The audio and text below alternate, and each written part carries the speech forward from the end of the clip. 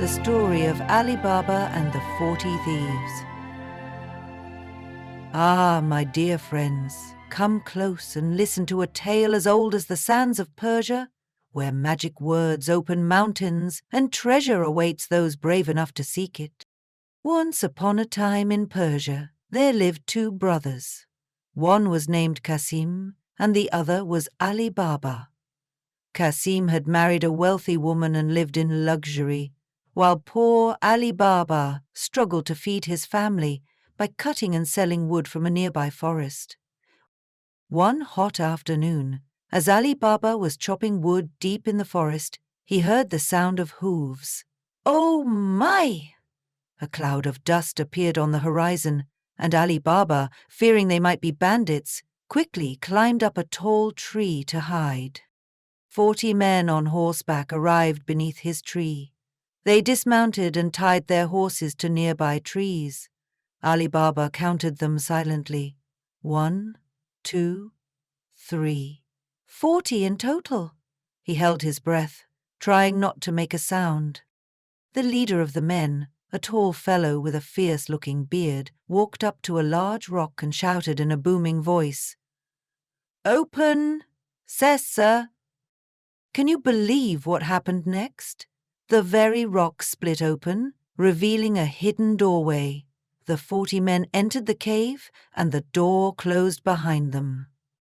Ali Baba waited anxiously in his tree, his heart pounding like a drum. After what seemed like forever, the rock door opened again, and the 40 thieves emerged carrying heavy sacks. The leader stood by the entrance and counted as each man passed. Then he thundered, "Shut! Sesame!" And just like that, the door disappeared back into solid rock. Once the thieves had galloped away, Ali Baba carefully climbed down from his tree. His legs were shaking, but his curiosity was stronger than his fear. He approached the rock and whispered, "Open!" Whoosh! The rock split open just as before. Ali Baba peeked inside, expecting a dark, gloomy cave. Instead, he found a brilliant chamber filled with treasure. Gold coins were piled high, glittering in the light that streamed from an opening in the ceiling. Silks and jewels of every color sparkled like stars. The sweet smell of perfumes and spices filled the air, making Ali Baba's head spin with delight. "I'll just take a little," Ali Baba told himself, filling some bags with gold coins. He loaded these onto his donkeys, covered them with wood, and hurried home. When he returned, Ali Baba showed his wife the gold. Her eyes grew as wide as dinner plates.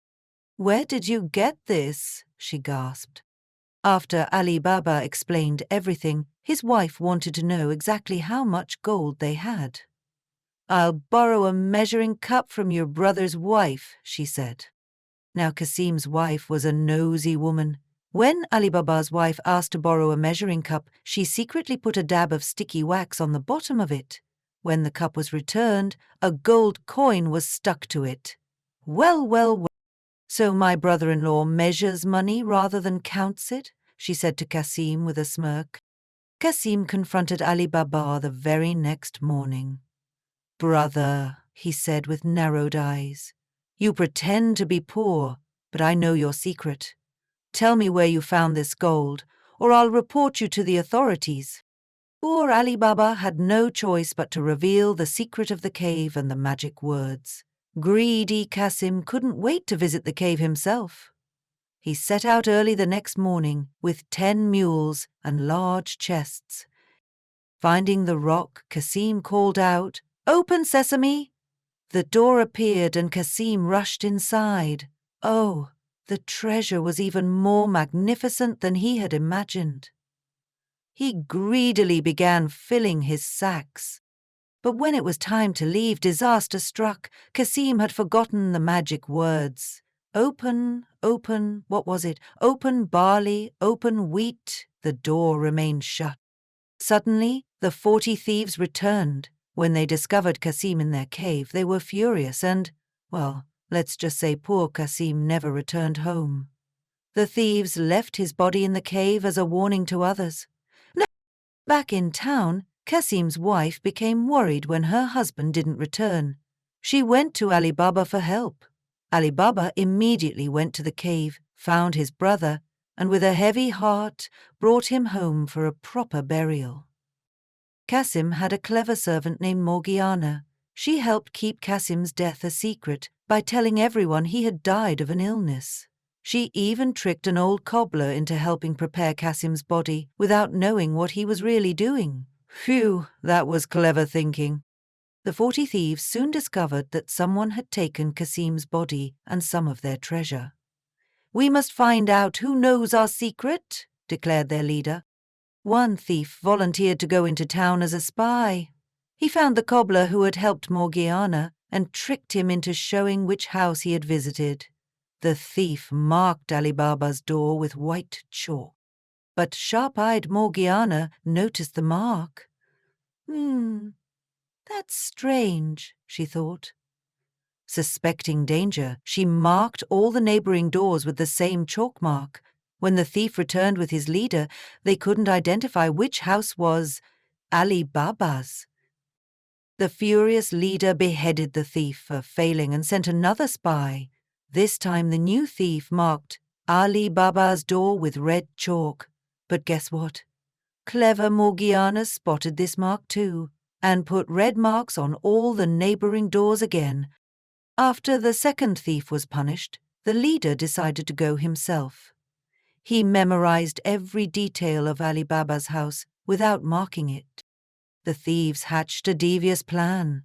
The leader disguised himself as an oil merchant and arrived at Ali Baba's house with mules carrying large oil jars. But, and this will make your skin crawl, 37 of the jars contained thieves, and only 1 contained oil. "Kind sir," the disguised leader said to Ali Baba, "I've traveled far to sell my oil at tomorrow's market. Might I stay at your home tonight?" Ali Baba, who was known for his generosity, welcomed the stranger. "Of course, my home is your home." The leader planned to signal the hidden thieves during the night, but Morgiana needed oil for her lamp and went to the jars to get some. As she approached the first jar, she heard a whisper from inside. "Is it time yet?" Morgiana's heart skipped a beat, but she kept her cool. "Not yet, but soon," she whispered back. She checked each jar and discovered the terrible plot. Quick as lightning, Morgiana heated a large pot of oil. She poured the boiling oil into each jar containing a thief. The leader, not hearing any response from his men, fled into the night. When Ali Baba discovered what had happened, he was amazed by Morgiana's bravery. "You have saved my life. You are no longer my servant, but like a daughter to me." But the story doesn't end there. The leader of the thieves, now the only survivor, was determined to avenge his men. He opened a shop in the marketplace opposite Ali Baba's son's shop and befriended him. Eventually, he was invited to dinner at Ali Baba's house. During the meal, he refused to eat any salt, which was strange indeed. In those days, sharing salt was a sign of friendship and trust. Morgiana, serving the meal, recognized the man as the thieves' leader. When dinner was over, she performed a special dance for the guests, twirling with a dagger as part of her act. As the dance reached its climax, she plunged the dagger into the disguised thief, saving Ali Baba once again. "My dear Morgiana," exclaimed Ali Baba, "you have saved us all. As a reward, if he agrees, you shall marry my son." And that's exactly what happened.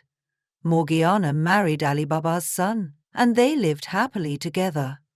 Ali Baba continued to visit the cave occasionally to take small amounts of treasure, and he shared the secret with his son, who shared it with his children. So, my wonderful friends, that's how Ali Baba, a humble woodcutter, found fortune not just in gold and jewels, but in the loyalty and cleverness of those he trusted. Perhaps there's a cave of wonders waiting for you too, if only you know the right words to unlock it. Thank you for listening, and I hoped you liked this story. If you enjoyed it, please take a moment to like this video and subscribe to my channel. I have plenty more fairy tales for you.